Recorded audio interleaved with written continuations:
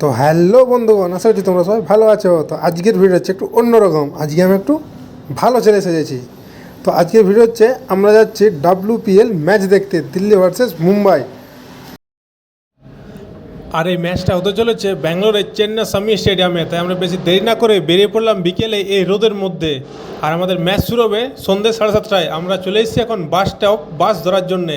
আর পেছনে আমার গ্যাং, এই দেখে নাও আমাদের গ্যাং ম্যাচ দেখার।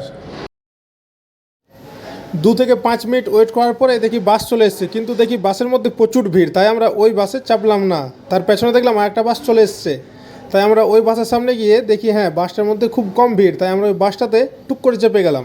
আর চাপার পরে দেখছি ঠেলাঠেলি শুরু।